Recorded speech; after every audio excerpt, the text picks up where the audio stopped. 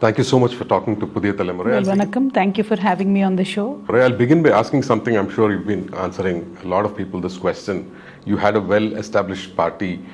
You were a part of a well-established party. You were a Lok Sabha MP. You were an MLC. You're a very senior leader in that party. Suddenly to break off from it and think that that's the only way you can push forward your political plans. What led you to do that? Well, I did not choose to come out of my party, my father's party. They chose to suspend me. Suspension, I believe, is a very public humiliation for a person who has diligently and selflessly worked for the party for the longest of the time that I could remember. So I haven't done anything wrong. Neither the party has said I've done anything wrong. No procedure was followed, no explanation sought, no communication whatsoever. So treating a person with the utmost disrespect, I could not stomach it. So I immediately resigned from my party position and also to the MLC position. I almost had 3 more years of MLC. I could have hung on to it like many people here do. I did not do that because I was never after power. I was always after my state, my state's development. It is a passion for me to be in politics. So once they chose to suspend me, I believed that I should work in my own way, my own strength, with all my might that I have. I will work for the people of Telangana. But what led to that situation? Well, that is a question for the BRS party, not for me. From my side, I have very seriously worked for the party. I have worked in every election. I have worked during the Telangana agitation. And as far as I remember, from the first vote till now, I have never voted for anybody other than my father. This is the first time I'll be asking vote for myself. But otherwise, it was always for the BRS, my father's party. So I don't know what led to this situation. That is for BRS party to introspect. To lose a good soldier, it's not good for the party. What went through your mind, knowing fully well that whatever has happened to you in your party, and then coming out, there are much bigger challenges that are ahead of you. What went through your mind when you said, okay, this is the best way forward? Well, world over, it is the same scene. World over, women are marginalized in politics. Very few nations where women have come up, like small nations like Rwanda, I think, where 80% women are there. But otherwise, rest of the world, even America, which claims to be so modern, so open society, till date could not produce a woman president. And I don't think it is going to happen anytime soon. So the world is biased. World is tilted towards men, not only in politics, but in general in life. So that is why we need to fight the patriarchy, with all we've got. And few women who get a chance to do that, I think they should do it. Well, I was pushed to a corner. I was suspended from the party. But my heart is in serving the people of Telangana. And I believe politics is the best and only way to do it. Because I've seen when we were fighting for the statehood, it was a political decision then to form a state or not. So we pushed very hard against the then union government and the state government. We achieved the state. Once the state was formed, I was a part of the government. I was an MP. I knew and understood how power can really help people. In the opposition now, we are working very tirelessly. In the last 20 months at least, I'm on my own with the fight that I'm putting up against the government. I'm able to help a lot of people and in a lot of issues. So in that sense, being in politics is power. Whether you are in power or not, being in a politics, being in a political party itself is power. That's why I chose to float my own political party. Power did not come to your rescue when you had to go to jail, you had to face a lot of humiliation, even within your party. So that power, was it there at that point in time? Well, I'm saying power to help other people. When it comes to you, helping yourself, that doesn't matter, because in larger political equation in this country, union governments have multiple times played with this idea of minimizing the federalism concept. They've time and again tried to put down the state governments, marginalize the regional parties. Well, that was an effort that they have done when they arrested me. Even KCR Garu himself, my father, had said that they couldn't do anything to me, so they arrested my daughter, etc. That's in the past. The fact of the matter is that union government is going to try and stifle regional parties. Now I'm a regional party. I need to put up a fight with the union government. I need to fight with the party in power. But what am I fighting for? People of Telangana, people of India, and the issues that I believe in. I believe in a lot of issues. The Telangana movement had taught me how to fight for people, how to stand with the people. So I'm not going to give up. I'll keep fighting. And when you say the union government, you mean the BJP government is Yes. trying to marginalize, to put pressure on regional parties. But interestingly, if you look at the political equation, even in Telangana, if you are going to take away a chunk of votes from the BRS, which I assume is the larger pie with which, or from which you will be taking a chunk of votes, eventually you're going to be helping the bigger parties, be it the Congress and the BJP, to gain more ground than what they would have if you weren't there in the field. No, see, when we say union government, it is not only BJP, but even Congress when it was in power, if you remember, they always stifle the regional powers. It could be a leader who emerged within the Congress itself. They would always not like regional, personalities to grow. They always wanted a unitary kind of administration happening in this country. Then the control will be in the hands of Delhi. But then I believe South always stood for regional pride. South always stood for regional identity. And that is why we see so many political parties here. And I'm very happy about the fact that Tamil Nadu has AIDMK, DMK, now Mr. Vijay coming across. All are regional parties. Andhra has the same, YSR, CBN, Pawan. Kerala has many parties. Unlike Karnataka, which suddenly gave way to Congress and BJP, rest of the southern states have, I believe, managed to have our own regional identity. So that when you think in that sense, Telangana also has the same fabric. So there is BRS, I'll be there. Congress and BJP will come and go is what I believe. You mentioned Tamil Nadu and its regional parties, and also you mentioned the Chief Minister Vijay. When you were launching your party's name, it was before our elections. Yes. And the scene was very different even in Tamil Nadu at that point. Nobody Yes. expected Chief Minister Vijay to emerge. But now that he has emerged, and like you mentioned, a regional party which was just founded has emerged, somebody like you who's also just launched a party, does that give you a renewed hope? Oh, it does. More than me, I think for the people of Telangana, that gave a very, very good hope. Because people who come to me also now constantly keep telling me like how Vijay is win there, you are going to come here. Now there is Vijay, then next will be Kavitha, TVS, TRS, so that comparison is there. And I'm really enjoying the fact that Mr. Vijay has won. Congratulations to your Chief Minister from my side as well. But I hope he lives up to the expectation of the youngsters who voted for him. See, here in Telangana, BRS lost because of the youngsters. They voted against BRS. They made sure that they went and campaigned within the villages to bring Congress to power. Congress failed them within 2.5 years. Now Congress is never going to recover in Telangana for next 20 years. I mean, Mr. Revant Reddy has made very sure that they will never come back to power in the next 20 years. So, if you promise youngsters something, you better deliver. So, I hope Mr. Vijay lives up to the expectations of the youngsters. Because whenever you look at the stats that say that under 45 years, probably 60% voted for Mr. Vijay, which is a huge number. But it also shows how active these youngsters are. And we think that they're not looking at the screens, they're not watching politics, but they are. It shows. It has happened in Tamil Nadu, tomorrow it is going to happen in Telangana. Youngsters of Telangana, women of Telangana will certainly bring TRS to power here in Telangana.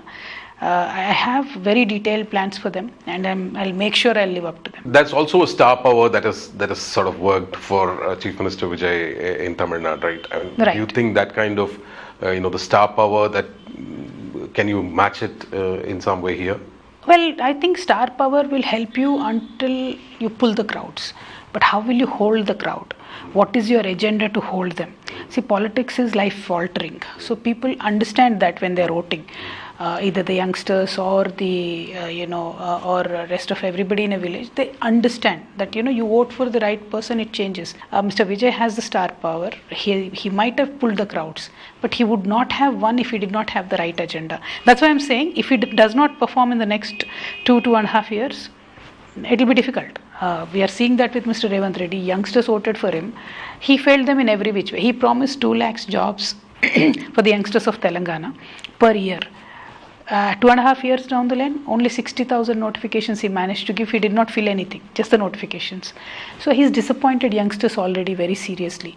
So there is a huge shift I am seeing in youngsters. Many of them, even from the Congress party, NSUI, they're coming and joining TRS. They're saying we are utterly disappointed. These are the elected student union guys, So in that way, there will be a shift. The term Gen Z and how Gen Z sort of are now becoming a political force to reckon with, not just in Chief Minister Vijay's case, but also the cockroach Janata Party that started. So you see some sort of revolution. Are you taking cues from that?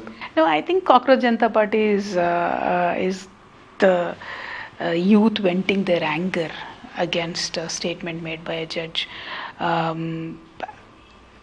Will it turn into a very channelized proper force which will bring about revolution in India? I can't say right now. But we've seen this happening during JP's time, during emergency time, where student agitation that started in Gujarat shook the whole nation. All the students came onto the streets. They overthrew the emergency. They overthrew Indira Gandhi, who was the Iron Lady at that point of time. So India is known for revolutions. India is known for that. We are just forgetting it. We are just thinking that this is something new, or suddenly something new has come up. No. Now we have a technology base that can show cause what is happening everywhere. Earlier it was not there. It would have taken some more time for us to understand and react. But now the reaction is instant. So we are thinking it is something new, but it's not. India is always known. I come from Telangana. We fought for a state for 60 years. And if a revolution can be sustained for so long and ultimately leading in the victory of the cause of the revolution, then I'm sure we are meant to do bigger things. You obviously are aspiring to be the Chief Minister of the state someday. Yeah. Vijay already has become, Chief Minister Vijay is already there. He's emerged. How do you envisage the kind of force from the south in the future?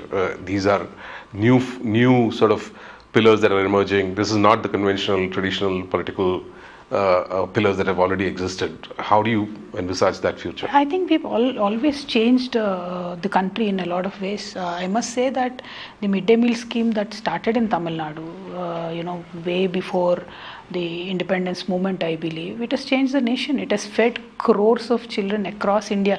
It became an inspiration, and it became inevitable that any government who comes had to continue the scheme, right? So that way we've always led the way. After we achieved Telangana, many statehood movements, they came up, they were aspiring to be states. Of course, governments didn't crush those movements, but then we are an inspiration. South is always an inspiration to the whole nation, not one, two. I can give you hundreds of examples. Even today, if you look at Mr. Chandrababu Naidu, without his support, there is no government at the center. So I hope Mr. Naidu also works towards a favorable delimitation towards all the south states, using his weight in the center. So we've always been there.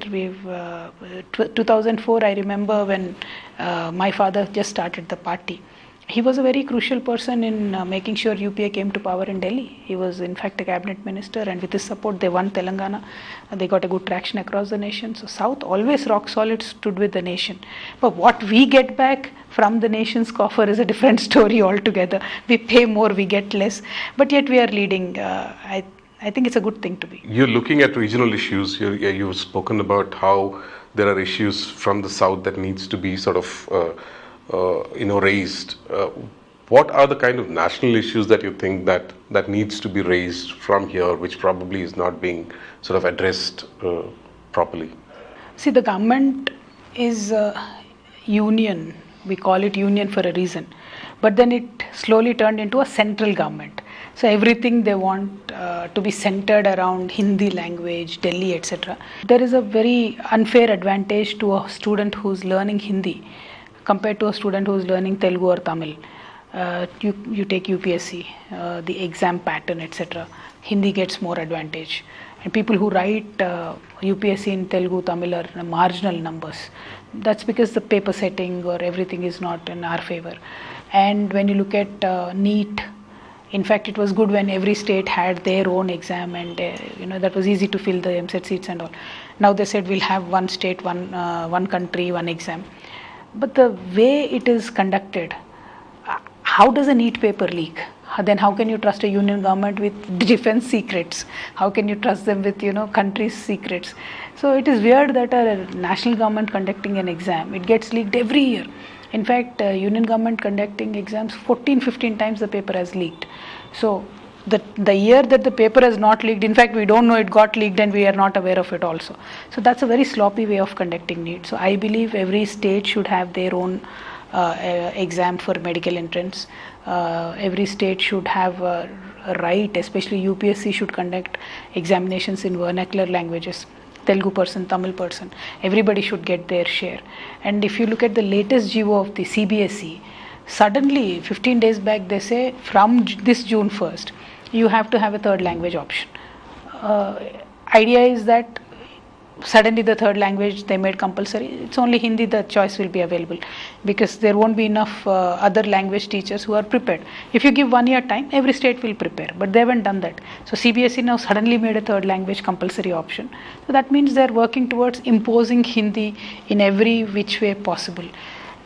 Why Hindi is first question. Why is Hindi special? Yes, it is spoken by the majority of the people in this country. That is definitely true, but we are a union.